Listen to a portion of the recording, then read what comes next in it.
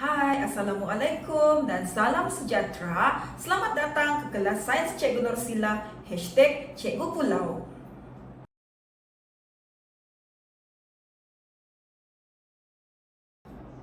Pada sesi pengajaran cikgu yang kali ini, kita akan belajar berkaitan dengan bab 4 iaitu kesihatan manusia.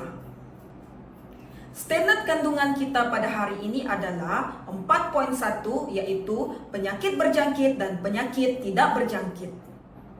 Standard pembelajaran pada hari ini adalah 4.1.1 membezakan dan berkomunikasi mengenai penyakit berjangkit dan penyakit tidak berjangkit. Dan 4.1.2 menerangkan bagaimana penyakit berjangkit disebarkan. Objektif pembelajaran kita pada hari ini adalah yang pertama, membezakan dan berkomunikasi mengenai penyakit berjangkit dan penyakit tidak berjangkit. Dan yang kedua, menerangkan bagaimana penyakit berjangkit disebarkan. Baiklah, yang pertama sekali, cikgu akan menerangkan mengenai perbezaan di antara penyakit berjangkit dan penyakit tidak berjangkit. Penyakit berjangkit disebabkan oleh jangkitan daripada patogen secara langsung atau melalui medium dan juga vektor. Manakala penyakit tidak berjangkit disebabkan oleh faktor genetik yaitu keturunan atau gaya hidup, misal kata malas bersenam. Antara contoh penyakit berjangkit adalah yang pertama adalah selsema, yang kedua kurap, yang ketiga panau, yang keempat demam denggi, dan yang terakhir demam malaria. Manakala contoh penyakit tidak berjangkit adalah yang pertama kanser, yang kedua asma, yang ketiga diabetes, dan yang terakhir hipertensi ataupun tekanan darah tinggi. Untuk pengetahuan anak murid sekalian, penyakit berjangkit boleh berpindah daripada seorang individu kepada individu yang lain. Manakala penyakit tidak berjangkit tidak akan berpindah daripada seorang individu kepada individu lain. Bagaimana penyakit berjangkit ini disebarkan? Penyakit berjangkit ini disebarkan oleh patogen, yaitu organisme yang menyebabkan penyakit. Contohnya, semua virus, setengah bakteria, protozoa, kulat, dan juga cacing.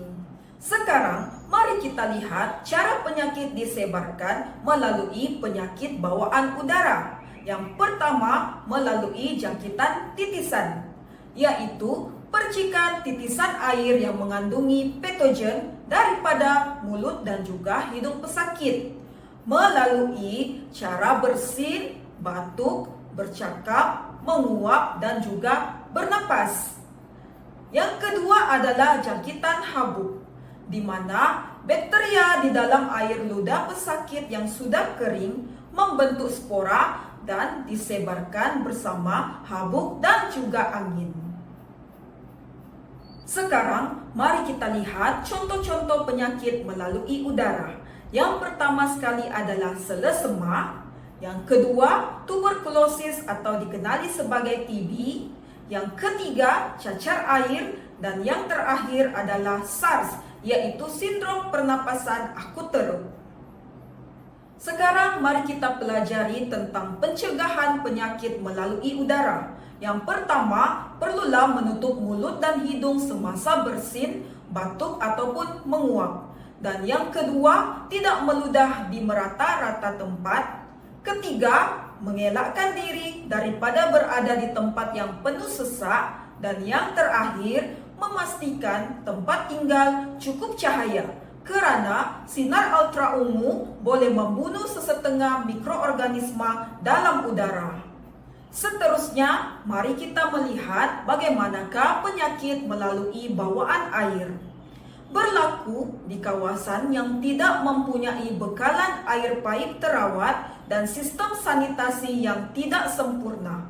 Sebagai contoh, apabila seseorang menggunakan tandas yang dibina di atas sungai, tinjanya yang mengandungi patogen akan memasuki sungai dan mencemarkan sungai.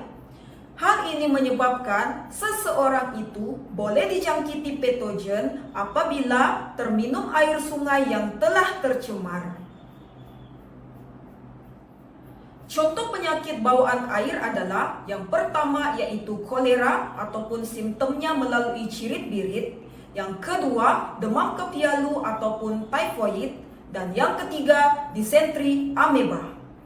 Sekarang mari kita melihat cara pencegahan penyakit bawaan air. Yang pertama, mencampurkan klorin di dalam kolam renang dan sistem bekalan air. Yang kedua, membina tandas yang mempunyai sistem sanitasi yang sempurna. Yang ketiga, mendidihkan air minuman dengan sempurna. Dan yang terakhir, mencuci tangan dengan sabun selepas menggunakan tandas.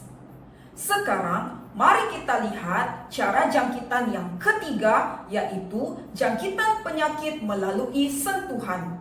Di mana dua contoh penyakit ini ialah kurap dan panau. Disebabkan oleh kulat, berlaku akibat tersentuh kulit yang telah terjangkiti atau memakai pakaian pesakit. Manakala sifilis dan juga gonoria berjangkit melalui hubungan seks. Patogen penyakit ini terdapat di dalam air mani dan bendalir Faraj. Seterusnya, virus HIV yang menyebabkan AIDS boleh merebak melalui hubungan seks, darah, dan perkongsian jarum suntikan dalam kalangan pesakit dan penagih dadah. Seterusnya kita akan melihat jangkitan penyakit melalui vektor. Sesetengah patogen akan menggunakan haiwan untuk memindahkannya daripada satu host kepada host yang baru. Haiwan yang memindahkan patogen ini dikenali sebagai vektor.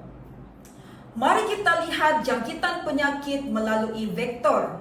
Vektor yang pertama adalah lipas, di mana patogennya merupakan Salmonella typhi.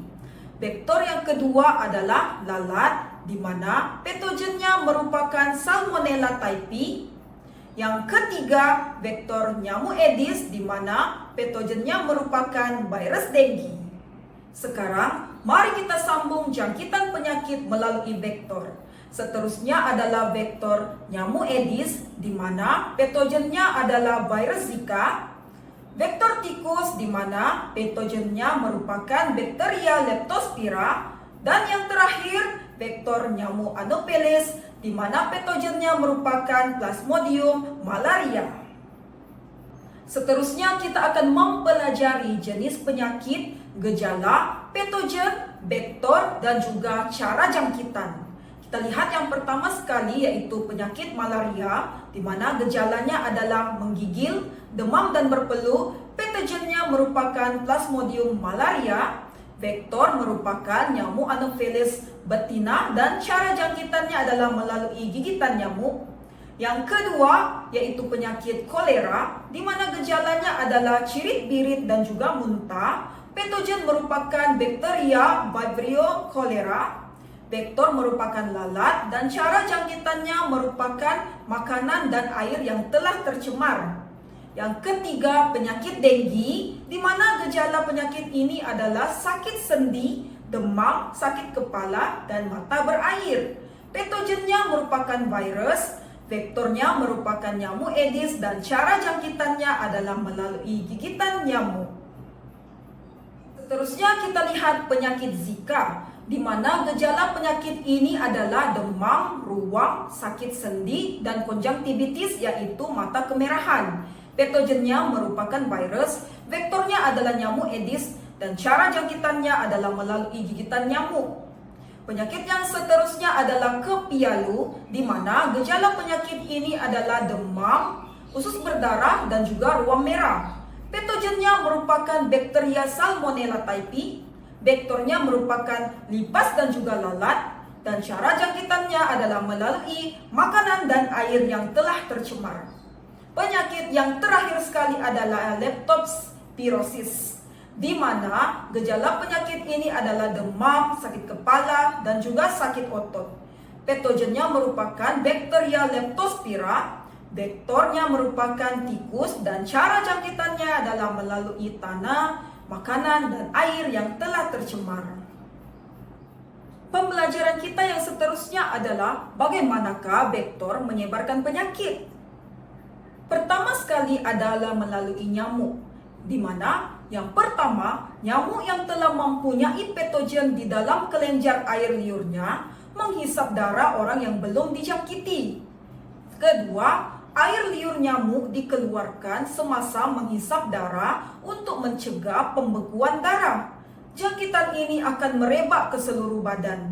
Dan yang ketiga, nyamuk lain akan menggigit mangsa yang telah dijangkiti dan akan menyebarkan jangkitan ke mangsa lain pula. Beginilah cara nyamuk menyebarkan penyakit.